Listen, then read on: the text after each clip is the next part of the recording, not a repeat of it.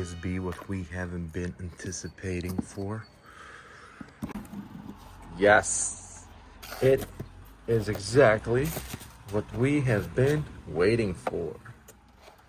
We've got our pink Mustang. Oh, these are beautiful. The Spectra Flame is just right. Beautiful lights, wheels, even the details in the lights. That is absolutely beautiful.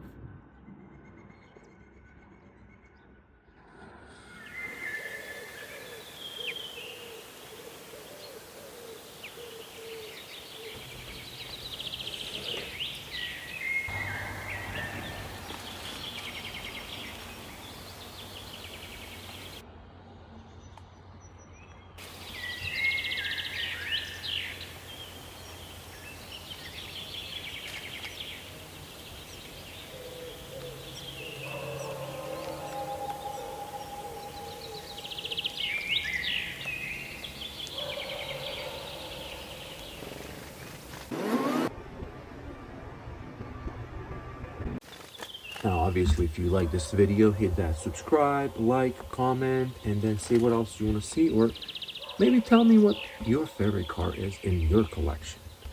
And yeah, keep on smiling.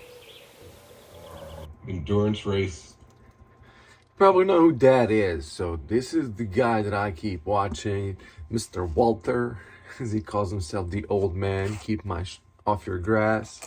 Nah, he's a really interesting guy. He knows a lot of stuff, and I kind of go through his page and listen to like what might be coming up, and the love for the hobby. I started a couple years ago. As any kid, we all have some toys that we played with earlier, and that's kind of how it started for me. All of the loose cars that I would have, I would just kind of like look for those cars. For example, this was my old car. As some of you know, the 8 crate, this isn't the original color, so I did a wheel swap, a couple little other modifications, obviously the two-tone paint job, and all of that came out pretty nice. But my favorite thing is the wheels. The new wheel swap kind of just breaks it off, like makes you look at the tires or the wheels, because they are silver compared to the black car now and the gold. But yeah, I just kind of had those, and I started buying stuff. I'm like, I want to have them closed off. And the more I started getting into it, the more interested it became. And I'm at the point right now where I either can't find the car or everyone else is hunting. So whenever I find a car, usually I get 2 of them. And slowly I'm just adding to my collection. It's interesting just to go back through my collection and see some of the cars that kind of started a hobby. I wasn't collecting to kind of, have cars and then resell them. Excuse me. But most of it was just, hey, I want to have these cars because I think they look cool. And that's kind of how I started learning more, because I always thought that Hot Wheels were more like realistic cars, and Matchbox was more kind of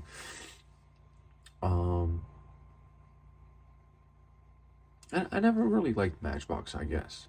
Even though their cars are actually more realistic. They don't have the crazy, souped up gas monkey or stuff like that. But I think that's what kind of got me to the Hot Wheels, because they were the cool looking ones, especially with,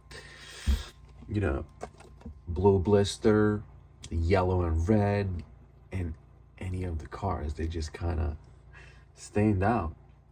A dream collection of Japanese domestic market vehicles. This is a Skyline GTR BCN R33. This is number 5 out of the 10 in the HWJ imports. The other day I was actually on Facebook Marketplace, and this guy had a couple different, assortments that he was just trying to sell as a bundle. And I'm like looking through those. A lot of them seem like the, American Muscle, Mustangs, this and that.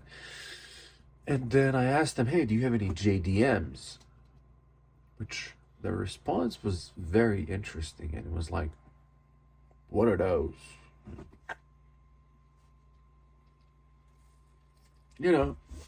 Some people just collect and resell. What's another interesting thing to me that I look at online is when people have two different colors and they're like, oh, is this one the treasure hunt and is this one the... If I respond, usually I'm like, hey, no, that's, two different variants, different colors. They do that all the time. But I don't know, man. Sometimes I wonder why I even do this. But like Walter says, sometimes you just need an outlet. Photography used to be my biggest hobby. Graphic design, all of that stuff I was always into, and then slowly I just made that my actual job. So now I do photography full-time, and Hot Wheels became the hobby. Now I find myself investing a lot of time in my hobby, especially hunting. As a lot of you may know, sometimes you go through 4 or 5 different stores and there's nothing in there. Some of them, they really are just empty. Others are just kind of, I have all those. And another thing that's really hard to do is when you have a car and then you find another one in the store and you're like, oh, I want to get it. But you only really need 1 or 2. 2 if you're opening one, and then anything more than that, you're just kind of like, you're not in it for the hobby, I don't think. Because I did that for a few. Like, I know the DATSUNs, I bought like 5 or 6, if not more. And I was in the mindset to like, oh yeah, I'm going to buy these, resell them, and then make some money. Now, I'm still kind of in that mindset, but not to like make money off of it. It's just, if I sell these 3, I might get one that I actually want. So I feel like that's kind of another thing that people do. It's not all about reselling them. It's, trading them too. But what I feel like the hard thing is if you have a Skyline and, Celica, they're kind of the same value. And, all right, a better example. The DATSUNs. This one is less than this one. This one's a little bit more. But I feel like they're the same cars. Actually, this one has a nicer paint job than this one. This one does have different wheels, but they're both plastic wheels. They're both plastic wheels. They both have... Actually, what is the difference? Let's look at the front details. All right, so the main line does not have the lights or the grill. Everything's just kind of flat, but it still has the details. So the details are there. They're just not 3D printed. Now, some people will say this one's more. Well, obviously, this one's like $3. This one's like $1.20. But to me, it's like the whole lights don't make that much of a difference. But I do like Dodges, so I have both of them. Same thing here with the Civics. You got the Ultra Hot, which is more because it's a Target exclusive. It has the Spectral Flame paint. This one, I don't know if it has the Spectral Flame, but to a collector, it's hard to price these, because they're kind of same value. Now, these two. Obviously, R32, R33. They are both Skylines. They're both JDMs. They're both actually 5 out of 10. But this one's 2023. This one's 2024. If you were to resell it, I don't know. This one might be gonna be more than this one, depending on who collects it. But that's the whole thing. If I had to put a number on it, I've been collecting since, I would say 2017. Like, actually started going hunting and getting more involved with the hobby and kind of like looking into drops and what's, you know, upcoming drops and how that's when I joined. Actually, no. I think less than a year I've been part of the RLC club. And then this was my first RLC, which is from 2022.